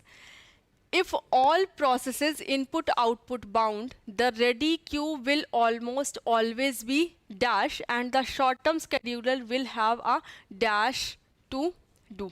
तो एक एक करके देखते हैं कि if all सारी प्रोसेसेस क्या है, इनपुट आउटपुट बाउंड है, मतलब सारी प्रोसेसेस, कोई भी प्रोसेस आ रही है CPU के पास तो उसको क्या चाहिए, इनपुट आउटपुट चाहिए। तो कहाँ पे जाएगी वो, डिवाइस क्यू या इनपुट आउटपुट क्यू में जाएगी, राइट। तो क्या होगा, the ready Q will almost always be empty, ठीक है, क्योंकि सारी प्रोसेसेस आ रही हैं और किसके लिए जा रही हैं, देखो न्यू से कहाँ गई, रेडी, और रेडी से कहाँ जाएंगी, रनिंग, और रनिंग से कहाँ चली जाएंगी, वेटिंग। क्योंकि सारी कैसी हैं, इनपुट आउटपुट, सबको क्या चाहिए, इनपुट आउटपुट चाहिए, और सबको अगर इनपुट आउटपुट चाहिए तो जैसे ही रेडी से रनिंग में गई, इनपुट आउटपुट की रिक्वायरमेंट आ गई वेटिंग कंडीशन में, फिर अगली गई, अगली की भी, फिर अगली गई, फिर अगली। तो मतलब सारी आपकी कहाँ पे चली जाएंगी, इनपुट आउटपुट के लिए या वेटिंग कंडीशन में सब चले जाएंगे। तो आपका जो रेडी क्यू है, एक टाइम के बाद क्या होगा कि रेडी क्यू आपकी हो गई खाली, और इनपुट आउटपुट क्यू जो वेटिंग कंडीशन में है वो आपकी हो गई फुल। एंड नेक्स्ट क्या है, and the short term scheduler will have very less, क्योंकि सारी प्रोसेसेस क्या हो रही है, रेडी क्यू से कहाँ जा रही है, रनिंग में, फिर रेडी क्यू से रनिंग में, फिर रेडी क्यू से रनिंग में, रनिंग से वेटिंग, रनिंग से वेटिंग, रनिंग से वेटिंग, और एक टाइम पे मान लीजिए यहाँ पे काम हो गया खत्म, न्यू कोई आ नहीं रही है, ठीक है। तो अब शॉर्ट टर्म स्केड्यूलर के पास, क्योंकि जब सारी वहीं जाएंगी तो शॉर्ट टर्म स्केड्यूलर के पास काम क्या हो जाएगा, कम हो जाएगा, ना के बराबर हो जाएगा, राइट। शॉर्ट टर्म स्केड्यूलर का क्या काम है, रेडी टू रनिंग भेजना। और जब लगभग 10 प्रोसेसेस इसमें से 10 को 10 अगर वो रनिंग में भेज गया और वो 10 चली गई यहाँ, तो उसके पास काम तो खत्म हो गया, ठीक है। तो यहाँ पे आपका जो ऑप्शन होगा कि जो आपकी रेडी क्यू है वो हो जाएगी खाली, और जब रेडी क्यू खाली है तो उसके पास काम एकदम कम होगा, ठीक है। 26 का सी ऑप्शन क्लियर है। तो ये चीज़ है ना, थोड़ा सा आप कह सकते हैं कि अगर आपको प्रोसेस स्टेट्स पता है कि एक प्रोसेस किस किस स्टेट से गुजरती है, तो इस क्वेश्चन को पढ़ के भी आप आंसर कर सकते हैं। कोई ज़रूरी नहीं कि पूरा डिटेल में आपको पता ही होना चाहिए। ये थोड़ा सा एनालिटिकल क्वेश्चन भी है कि आप एनालिसिस कर सकते हैं और आंसर कर सकते हैं, ठीक है। चले, नेक्स्ट है आपका what is a medium term scheduler. मैंने उसी क्वेश्चन में आपको बता दिया था, तो सी ऑप्शन आपका करेक्ट हो जाएगा। It selects which process to remove from memory by swapping, आपका मीडियम टर्म स्केड्यूलर के लिए करेक्ट आंसर है। चलें, what is a short term scheduler. तो शॉर्ट टर्म स्केड्यूलर आपका जो रेडी से रनिंग स्टेट में जो प्रोसेसेस को लेके जाता है उसको हम बोलते हैं शॉर्ट टर्म स्केड्यूलर। ये सारी चीज़ें मैंने एक ही क्वेश्चन में आपको बता दी हैं। चलें, नेक्स्ट क्वेश्चन पर आते हैं। The only state transition that is initiated by the user process itself is, कि यूज़र प्रोसेस को, the only state transition that is initiated by user process, जो यूज़र प्रोसेस है उसके द्वारा कौन सी स्टेट इनिशिएट की जाती है, ब्लॉक, वेकअप, डिस्पैच या नन ऑफ द मेंशन। तो हम अपने आप को अगर ऐसे समझे ना कि हम अगर एक प्रोसेस हैं तो हमारे पास ये अथॉरिटी नहीं है कि हमें सीपीयू कब मिलेगा, राइट, या फिर हम इस काम को कब कर पाएंगे। बट यस, जैसे आप ये कह सकते हैं कि हमारे पास ये अथॉरिटी कि हम खुद को ब्लॉक कर सकें या फिर हम वो काम ना करें, राइट। जैसे हमारे पास ये अथॉरिटी नहीं कि हम ये काम कब करेंगे, वो तो दूसरे के मन से चलना है। बट यस, ये काम हम नहीं करेंगे, ये हमारे पास अथॉरिटी है। तो खुद को ब्लॉक करने वाली जो अथॉरिटी होती है, ट्रांजिशन स्टेट सिर्फ एक ही है, ब्लॉकिंग वाली, कि एक जो प्रोसेस है उसने क्या किया, खुद को ब्लॉक कर लिया। वो ब्लॉक किसी कारण से भी हो सकता है, मतलब उसको कोई इनपुट आउटपुट रिक्वायरमेंट चाहिए या फिर कोई दूसरा प्रिंटर चाहिए होगा, या किसी भी रीज़न की वजह से उसने क्या कर लिया है, खुद को ब्लॉक, ठीक है। तो block is a right answer, कि एक प्रोसेस खुद को सिर्फ ब्लॉक कंडीशन में डाल सकता है। चलें, नेक्स्ट है, in a time sharing operating system, when the time slot given to a process is completed, the process goes from the running state to the dash state। आप बताएं, अभी थोड़ी देर पहले ही हमने डिस्कस किया, टाइम शेयरिंग का मतलब multitasking, right. Multitasking operating system में जब टाइम स्लॉट गिवन होता है एक प्रोसेस को, ठीक है, एक प्रोसेस को एक टाइम स्लॉट गिवन है कि इस टाइम में, जो कि राउंड रॉबिन में होता है आपका, इस टाइम में इस प्रोसेस को अपना काम कंप्लीट करना है। जैसे मान लीजिए पांच प्रोसेस हैं, P1, P2, P3, P4 and P5, और सबको टाइम दिया गया है कि 2 सेकेंड ये एग्जीक्यूट करेगी, 2 सेकेंड ये, 2 सेकेंड ये, 2 सेकेंड ये, 2 सेकेंड ये, राइट। अब जब सबको टाइम दिया गया है तो विद इन अ टाइम अगर 2 सेकेंड में कंप्लीट हुई तो ठीक है, अदरवाइज दूसरा प्रोसेस आ जाएगा। तो रेडी से कहाँ जाएगी ये, जब एग्जीक्यूशन स्टार्ट होगा तो रेडी से रनिंग में जाएगा, राइट। और जब ये एग्जीक्यूशन ख़त्म होगा तो मतलब इसका टाइम ख़त्म हो गया, अभी ये प्रोसेस कंप्लीट नहीं हुई है, टर्मिनेट नहीं हुई है। अगर इसका टाइम ख़त्म हो गया, टाइम क्वांट ख़त्म हो गया, तो ये क्या होगी, अगेन रेडी स्टेट में वापस आ जाएगी, वेटिंग में नहीं जाएगी। वेटिंग में तब जाते हैं जब हमें किसी दूसरे रिसोर्स का वेट करना होता है, दूसरे रिसोर्स के लिए हम वेट कर रहे हैं, ठीक है। तो ये रेडी से रनिंग से रेडी में आ गया और दूसरा प्रोसेस रनिंग में जाएगा, फिर उसका टाइम ख़त्म हुआ, फिर अगेन वो रेडी में आएगा, तीसरा जाएगा, इस तरह से ये चलता रहेगा, ठीक है। क्योंकि यहाँ पे किसी भी दूसरे चीज़ के लिए वेट नहीं करना है, वही प्रोसेसेस आपकी रन करनी है। तो कौन सी स्टेट हो जाएगी, बी ऑप्शन आपका करेक्ट हो जाएगा, एंड रेडी स्टेट में ये जाएगा, ठीक है। चलें, नेक्स्ट क्वेश्चन पर मूव करते हैं। In a multi programming environment, multi programming अगर इन्वायरमेंट है तो क्या होगा, the processor executes more than one processor at a time, एक टाइम पे एक से ज़्यादा प्रोसेसर एग्जीक्यूट करता है मल्टी प्रोग्रामिंग में। Programs are developed by more than one person, एक प्रोग्राम एक से ज़्यादा लोगों द्वारा डेवलप किया गया है। या more than one process resides in the memory, एक से ज़्यादा प्रोसेसेस मेमोरी में होती हैं। या a single user can execute many programs at the same time, एक यूज़र मल्टीपल प्रोग्राम्स रन कर सकता है एक ही समय में। इनमें से कौन सा मल्टी प्रोग्रामिंग का मूवमेंट है, या मल्टी प्रोग्रामिंग इनमें से किसको हम बोलेंगे? सी, अगर आप बात करें मल्टी प्रोग्रामिंग की, तो मल्टी प्रोग्रामिंग होता है कि नंबर ऑफ प्रोसेसेस आपके मेमोरी में कितने हैं, मतलब आप एक टाइम पे, मतलब एक ही सेकंड में आपने कितने प्रोसेसेस मेमोरी में डाल दिए हैं जो कि सीपीयू को काम करना है। बट अगर आइडियली देखा जाए तो CPU one by one processes को एग्जीक्यूट करता है ऑन टाइम पे। आप सोचें कि एक ही सेकंड में आपने 4 प्रोसेसेस ओपन कर दिए और चारों एग्जीक्यूट हो रही हैं, तो ऐसा नहीं होता। अगर यूनी प्रोसेसर है तो वो मेमोरी में जितने भी प्रोग्राम हैं उनको सबको टाइम देगा और आपको पता भी नहीं चलेगा कि सीपीयू स्विच कर रहा है, राइट? तो यहाँ पे सी ऑप्शन आपका करेक्ट हो जाएगा कि मोर than one process resides in memory is called multi programming. ठीक है, चलें नेक्स्ट क्वेश्चन नंबर 32 है, suppose that a process is in blocked state waiting for some input output services, when the service is completed it goes to, अगर मतलब वो waiting state में है, ठीक है, वेटिंग स्टेट में है या ब्लॉक्ड स्टेट में है, तो वो जब सर्विस कंप्लीट हो जाएगी तो वो किस स्टेट में जाएगी? तो वो रनिंग में नहीं जाएगी, अब वो कहाँ जाएगी? रेडी स्टेट में। ठीक है, कि अब मेरा काम कंप्लीट हो चुका है क्योंकि कोई दूसरा प्रोसेस रन कर रहा है। तो और रन, यहाँ पे जो रनिंग प्रोसेस है, रनिंग स्टेट है, यहाँ पे कोई दूसरा प्रोसेस है। जब ये एग्जीक्यूट हो जाएगा उसके बाद इसका नंबर आ सकता है। ठीक है, तो वो कहाँ पे जाएगा? रेडी स्टेट में, ना कि रनिंग स्टेट में। ये बच्चे बहुत ज़्यादा गलत करते हैं कि ब्लॉक के बाद वो सोचते हैं कि डायरेक्ट रनिंग स्टेट में चला जाएगा। ठीक है, चलें तो क्वेश्चन नंबर 33 पे आते हैं। The context of a process in the PCB of a process does not contain, the context of a process in the PCB of a process does not contain। अच्छा, किसी भी प्रोसेस का context मतलब वो data, एक process का context जो कि पीसीबी में होता है वो क्या कंटेन नहीं करता, मतलब पीसीबी के डेटा में क्या चीज़ आपकी कंटेन नहीं होती या पीसीबी के डेटा में और क्या चीज़ नहीं होती है, ये आप कह सकते हैं। तो value of a CPU registers तो होता ही है। मेमोरी मैनेजमेंट इन्फॉर्मेशन की, आपका जो मेमोरी है किस तरह से कितनी मेमोरी एलोकेट है किस प्रोसेस को, ये इन्फॉर्मेशन भी पीसीबी में होती है। प्रोसेस की स्टेट भी पीसीबी में होती है।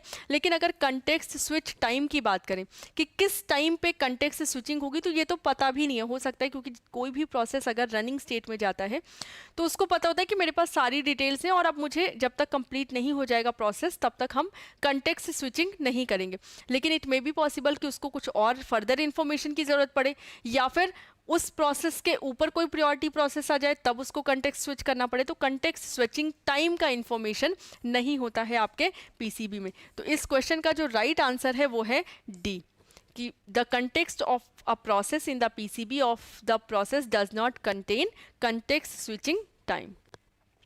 चले next, which process can be affected by other processes executing in the system?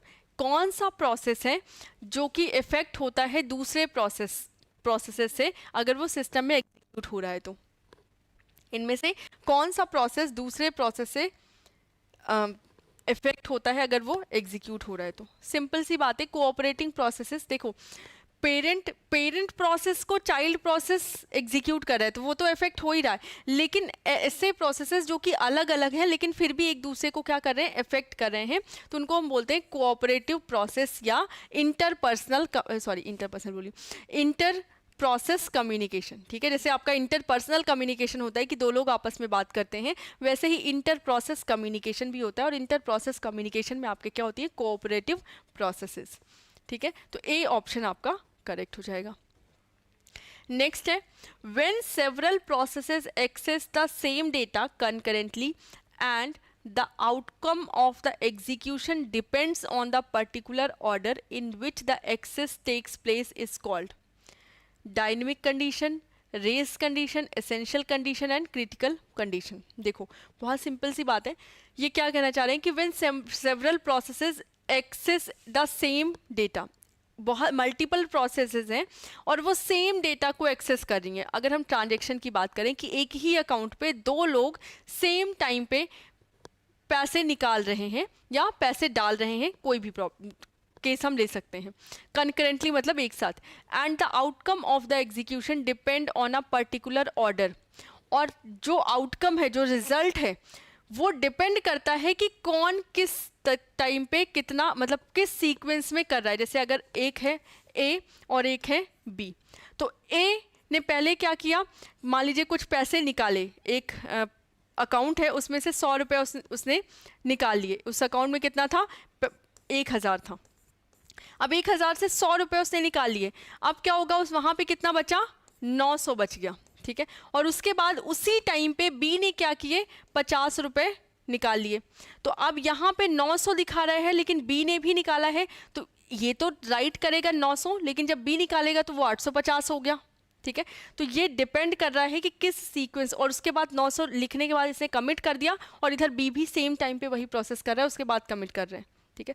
तो अब जिस सीक्वेंस में डेटा एक्सेस किया जा रहा है, जिस सीक्वेंस में ट्रांजैक्शन परफॉर्म किया जा रहा है, उसी सीक्वेंस में आंसर आ रहा है, तो ये आपको करेक्ट आंसर नहीं मिलेगा, ठीक है।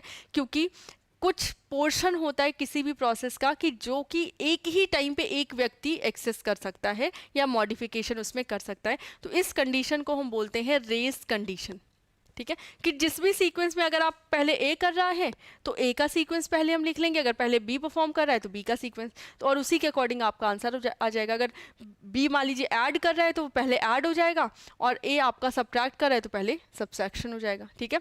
तो race condition is a correct answer.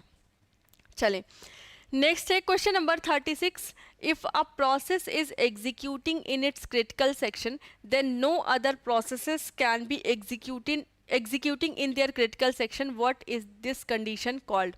अगर एक प्रोसेस अपना क्रिटिकल सेक्शन एक्सेस कर रही है तो और कोई भी प्रोसेस उस क्रिटिकल सेक्शन को एक्सेस नहीं करेगा, इसको हम क्या बोलते हैं, इसको हम बोलते हैं म्यूचुअल एक्सक्लूजन, ठीक है। म्यूचुअली एक्सक्लूसिव होता है क्रिटिकल सेक्शन को एक्सेस करना, ठीक है। 36 का ए ऑप्शन आपका करेक्ट हो जाएगा।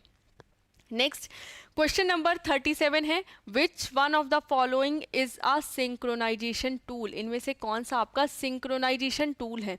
सिंक्रोनाइजेशन मतलब अगर आप क्रिटिकल सेक्शन एक्सेस कर रहे हैं तो कौन क्रिटिकल सेक्शन कब एक्सेस करेगा, कौन वेट करेगा, ये आपका क्या है, सिंक्रोनाइजेशन। तो सेमाफर इसको हम बोलते हैं, और सेमाफर आपके बाइनरी सेमाफर एंड काउंटिंग सेमाफर, दो सेमाफर होते हैं, राइट। बाइनरी सेमाफर में हम 0 1 यूज़ कर रहे हैं और काउंटिंग सेमाफर में हम नंबर्स यूज़ करते हैं, ठीक है। इसमें वेट एंड सिग्नल आपके दो आप कह सकते हैं कंट्रोल होते हैं। A semaphore is a shared integer variable that cannot drop below 0, that cannot be more than 0, that cannot be drop below 1, that cannot be more than 1। एक सिमाफर एक शेयर्ड इंटीजर वेरिएबल है, ये हम बात कर रहे हैं। अगर इंटीजर वेरिएबल की बात करते हैं तो हम काउंटिंग सिमाफर की बात करते हैं, जो कि 0 के नीचे नहीं जाता है, ठीक है। सिमाफर क्या है कि नंबर ऑफ जो आपके रिसोर्सेज होते हैं, ठीक है, उनके अकॉर्डिंग वो काउंटिंग करता है। तो नंबर ऑफ रिसोर्सेज आपके माइनस में तो हो नहीं सकते, तो माइनस में नहीं हो सकते, इस वजह से वो 0 के नीचे नहीं जाते। That can not drop below 0, ठीक है। चलें नेक्स्ट क्वेश्चन पे मूव करते हैं। क्वेश्चन नंबर 39 है, when high priority task is indirectly preempted. Preempted मतलब होता है कि अगर कोई काम कर रहे हैं तो वो स्विच करके दूसरा काम स्टार्ट हो जाए। प्रिम्प्ट मतलब होता है स्विचिंग, ठीक है। When high priority task is indirectly preempted by medium priority task effectively inverting the relative priority of the two task, the scenario is called. जब आपकी प्रायोरिटी का सिनेरियो इन्वर्ट हो जाता है, मतलब जो लो लेवल की प्रायोरिटी है वो पहले एग्जीक्यूट हो रही है, उसके बाद मीडियम लेवल की एग्जीक्यूट हो रही है, उसके बाद आपकी हाई लेवल की एग्जीक्यूट हो रही है। प्रोसेस होता क्या है प्रायोरिटी में कि सबसे पहले हाई होता है, फिर मीडियम एंड फिर लो, राइट। लेकिन यहाँ पे क्या है, जिसकी लो प्रायोरिटी वो पहले एग्जीक्यूट हो रहा है। ये कुछ ऐसा केस है कि मान लीजिए पहले आपकी लो प्रायोरिटी आ गई और लो प्रायोरिटी ने लो प्रियोरिटी ने कुछ रिसोर्सेज एक्सेस करने हैं, तो ये रिसोर्स R1 और रिसोर्स R2, ठीक है। अब आपकी कौन सी प्रियोरिटी आएगी, और लो प्रियोरिटी क्या एक्सेस कर रहा है, अपना क्रिटिकल सेक्शन। क्रिटिकल सेक्शन में कोई भी प्रोसेस अगर क्रिटिकल सेक्शन एक्सेस कर रहा है तो उस टाइम पे उसको नहीं छेड़ा जाता है, ये रूल है, ठीक है। तो अगर लो लेवल अपना क्रिटिकल सेक्शन एक्सेस कर रहा है, इसी टाइम पे अगर हाई ये वाला आ गया और इसने तो रिसोर्सेज लिए हुए हैं, अब हाई वाले को भी ये रिसोर्सेज चाहिए, बट हाई वाला वेट करेगा, क्यों? क्योंकि इस टाइम पे प्रेजेंट टाइम में अपने क्रिटिकल सेक्शन में है, ठीक है। तो हाई वाला क्या कर रहा है, लो के लिए वेट कर रहा है। इसी टाइम पे अगर मीडियम वाला आ गया, ठीक है, मीडियम वाला आ गया और मीडियम को क्रिटिकल सेक्शन एक्सेस नहीं करना है, बट उसको कोई रिसोर्स चाहिए, मान लीजिए R3, वो R3 यूज कर रहा है, मतलब R3 रिसोर्स को यूज कर रहा है, एंड वो वेट कर रहा है कि उसको R2 भी चाहिए, ठीक है। तो इसने R3 अपना ले लिया, मतलब रिसोर्स ले लिया, एंड ये अपने क्रिटिकल सेक्शन में ये भी चला गया। अब वेट कर रहा है कि जब R2 छूटेगा तो रिसोर्स मुझे मिल जाएगा। नाउ अब लो के लिए कौन वेट कर रहा है, मीडियम, और मीडियम के लिए कौन वेट करेगा आपका, क्योंकि इसको भी R3 चाहिए, ठीक है। तो मीडियम के लिए कौन वेट करेगा, हाई। तो प्रियोरिटी क्या हो गई, इन्वर्ट हो गई। इसको हम बोलते हैं प्रियोरिटी इन्वर्जन। क्या बोलते हैं, प्रियोरिटी इन्वर्जन। और इसको करेक्ट करने के लिए, मतलब इस प्रॉब्लम से बचने के लिए हम यूज करते हैं प्रियोरिटी सीलिंग प्रोटोकॉल। क्या यूज करते हैं, प्रियोरिटी सीलिंग प्रोटोकॉल, ठीक है। चले नेक्स्ट है question number 40, restricting the child process to a subset of the parents resources prevents any process from restricting the child process to a subset of the parents resources। अच्छा, prevents any process from overloading the system। अच्छा, जब हम restrict कर देते हैं किसी भी child process को कि वो नए resources ना ले, अपने जो पेरेंट के रिसोर्सेज है या पेरेंट के सबसेट है उन्हीं का इस्तेमाल करे, नए रिसोर्सेज का यूज नहीं करे, ठीक है। या वेट, जैसे पेरेंट अगर नहीं दे रहा है तो थोड़ी देर वेट कर ले, बट देन उसको ले ले, उन रिसोर्सेज को ही यूज करे, ठीक है। तो ये किसको प्रिवेंट करता है या किससे बचाता है, ये आपको बताना है। तो क्वेश्चन नंबर 40 की अगर हम बात करें तो यहाँ पे overloading the system by using a lot of secondary storage, कि ये सेकेंडरी स्टोरेज का यूज नहीं कर रहे हैं, उससे बचा रहा है। या under loading the system by very less CPU utilisation, तो अंडर लोडिंग तो होगा ही नहीं, बेचारा चाइल्ड प्रोसेस क्या कर रहा है, वेट कर रहा है कि जो हमारे पेरेंट के रिसोर्सेज है उन्हीं को हम यूज करेंगे, ठीक है। तो अंडर लोडिंग तो हो ही नहीं सकता। किससे प्रिवेंट करेगा ये, overloading the system by creating a lot of सब प्रोसेसेस। नंबर ऑफ सब प्रोसेसेस ना क्रिएट हों, इसके लिए हम क्या कर रहे हैं, क्योंकि कभी भी जब एक चाइल्ड प्रोसेस है वो नए रिसोर्सेज को यूज़ करेगा, नए प्रोसेसेस को यूज़ करेगा, तो नए सब प्रोसेसेस भी क्रिएट करेगा। और अगर सिर्फ पेरेंट का यूज़ कर रहा है तो उन्हीं प्रोसेसेस को यूज़ करके उन्हीं रिसोर्सेज का वो यूज़ कर लेगा, ठीक है। तो सी ऑप्शन आपका करेक्ट हो जाएगा क्वेश्चन नंबर 40 का। चलें नेक्स्ट क्वेश्चन नंबर 41, cascading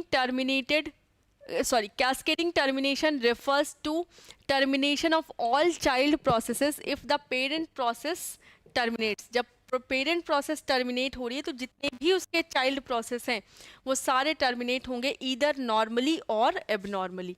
अगर काम कर चुके हैं सब तो नॉर्मली, अदरवाइज मतलब अगर माँ घर आ रही है तो सारे बच्चों को घर आना ही पड़ेगा। ऐसा नहीं होगा कि नहीं अभी हमें और खेलना है, ठीक है। तो यहाँ पे सारे बच्चे अपना काम खत्म करके चाहे मार के लेकर आया जाए और चाहे नॉर्मली शांति से आ जाए। तो सी ऑप्शन आपका करेक्ट हो जाएगा। चलें नेक्स्ट है question number 42, with dash only one process can execute eight a time. एक टाइम पे सिर्फ एक ही प्रोसेस एग्जीक्यूट होगा, वो होता है आपके यूनी प्रोग्रामिंग में, ठीक है। एक टाइम पे एक प्रोसेस एग्जीक्यूट होना, ये मतलब uni programming. Now meanwhile all other process are waiting for the processor, जबकि सारे प्रोसेसर आपके क्या कर रहे हैं, प्रोसेसर के लिए वेट कर रहे हैं, लेकिन एक ने पकड़ के रखा हुआ है कि जब तक हम कंप्लीट नहीं कर लेंगे तब तक हम इसको नहीं छोड़ेंगे। अब जैसे अगर मान लीजिए इनपुट आउटपुट की रिक्वेस्ट है तो वो वेट करके इनपुट आउटपुट की रिक्वेस्ट कंप्लीट करेगा और फिर अपना प्रोसेसर वाला काम कंप्लीट करेगा। बट एक ही प्रोसेस पूरा जब तक उसका काम खत्म नहीं होगा, उसका बस टाइम नहीं खत्म हो रहा, तब तक वो प्रोसेसर को नहीं छोड़ेगा। इसको बोलते हैं uni programming. With dash more than one process can be running simultaneously each on a different processor. अब एक से ज़्यादा प्रोसेसर होंगे, अगर प्रोसेसर मतलब माइक्रो प्रोसेसर, अगर एक से ज़्यादा माइक्रो प्रोसेसर हैं तो मल्टीपल प्रोग्राम सेम टाइम पे अलग अलग माइक्रो प्रोसेसर पे रन कर सकते हैं, जो कि आज का सिनेरियो है हमारा, राइट, जिसमें हम डबल माइक्रो प्रोसेसर यूज़ करते हैं, या 4 माइक्रो प्रोसेसर या 8 माइक्रो प्रोसेसर का यूज़ करते हैं। तो इसको हम बोलते हैं uni programming and multi processing. D option आपका करेक्ट होगा।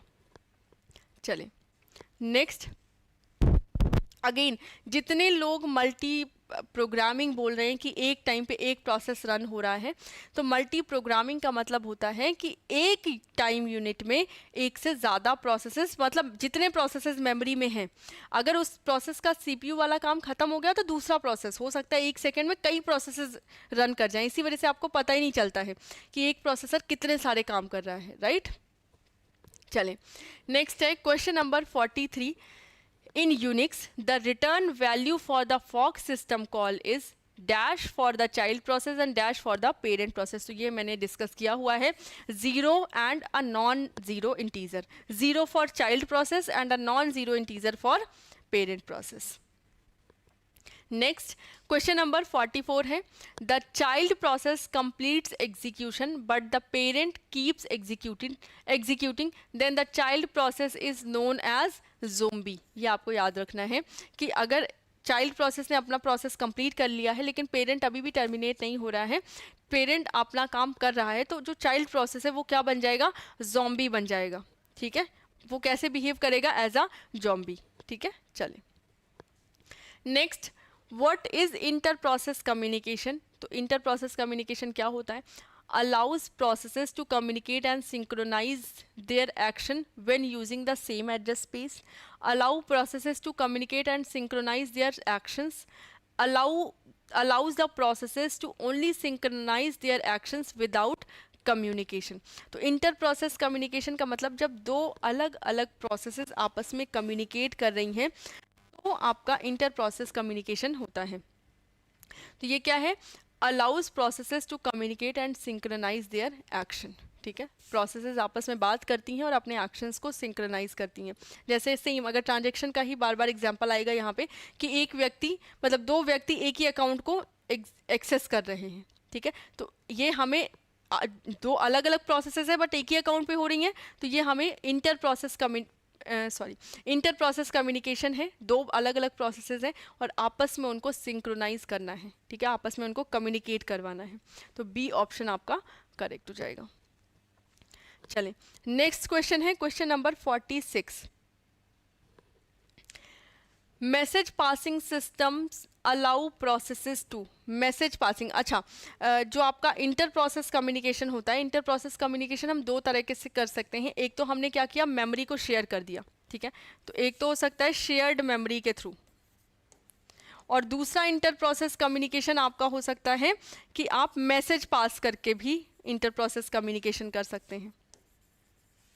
मैसेज पासिंग के थ्रू भी इंटर प्रोसेस कम्युनिकेशन हम कर सकते हैं। ठीक है, तो यहाँ पे आपसे पूछा जा रहा है कि message passing system allows processes to communicate with each other without sharing the same address space, communicate with one another by restoring the share data या नेम द रिसिपिएंट और सेंडर ऑफ द मैसेज। तो कैसे ये आपस में communicate करते हैं ये आपको बताना है। तो सिंपल सी बात है, with each other without sharing the same address space. ये आपस में कम्युनिकेट करते हैं but same address space share नहीं करते। एक प्रोसेस का एड्रेस स्पेस बिल्कुल अलग है, दूसरे का एड्रेस स्पेस बिल्कुल अलग है, तभी तो मैसेज जा रहा है। अगर शेयर्ड मेमोरी होता तब तो एड्रेस स्पेस सेम है कि एक ही एड्रेस स्पेस में दोनों प्रोसेसेस है। मैसेज पासिंग में क्या है, दो अलग अलग प्रोसेसेस अलग अलग जगह पे रखी हैं, मैसेज के थ्रू बात हो रही है। ठीक है, तो 46 का ए ऑप्शन आपका करेक्ट हो जाएगा। चलें नेक्स्ट क्वेश्चन नंबर 47 पे मूव करते हैं। Remote procedure call are used. Remote procedure call क्या होता है ये आपको बताना है। For communication between two processes remotely different from each other on the same system, for communication between two processes on the same system, for communication between two processes on separate system, remote का क्या मतलब होता है कि जब एक process एक system पे है और दूसरी प्रोसेस कहीं दूसरी जगह पे है, रिमोट लोकेशन पे है। रिमोट लोकेशन मतलब आपके पास नहीं, कहीं दूसरी जगह पे है। तो जब दो अलग अलग प्रोसेसेस हैं, दो अलग अलग लोकेशन पे हैं, तब जब कम्युनिकेट करती हैं तो उसको हम बोलते हैं रिमोट प्रोसीजर कॉल, ठीक है, आरपीसी जिसको बोला जाता है। तो for communication between two processes on separate systems या separate devices. Next question number 48 है, to access the services of operating system the interface is provided by the system calls, API, library या assembly instruction। तो ये कौन provide करता है आपको? Interface system calls, ठीक है। बाय यूजिंग सिस्टम कॉल हमें कोई भी ऑपरेटिंग सिस्टम की सर्विस हम यूज़ कर सकते हैं, जैसे नया प्रोसेस क्रिएट करना है, प्रोसेस को टर्मिनेट करना है, या हमें कुछ ट्रेस करना है, डी ट्रेस का यूज़ कर सकते हैं। तो मल्टीपल आपके यूनिक्स के क्या बोलते हैं कमांड्स हैं, या मल्टीपल आपके सिस्टम कॉल हैं जिनका यूज़ करके हम आपके सिस्टम से काम करवाते हैं, ठीक है। चलें, नेक्स्ट है क्वेश्चन नंबर 49, आज का सेकंड लास्ट क्वेश्चन है, how does the software trigger and interrupt. एक सॉफ्टवेयर इंटरप्ट को कैसे ट्रिगर करता है, ये आपके कंप्यूटर ऑर्गेनाइजेशन में है। इस तरह के क्वेश्चन आपने कंप्यूटर ऑर्गेनाइजेशन में भी देखे होंगे।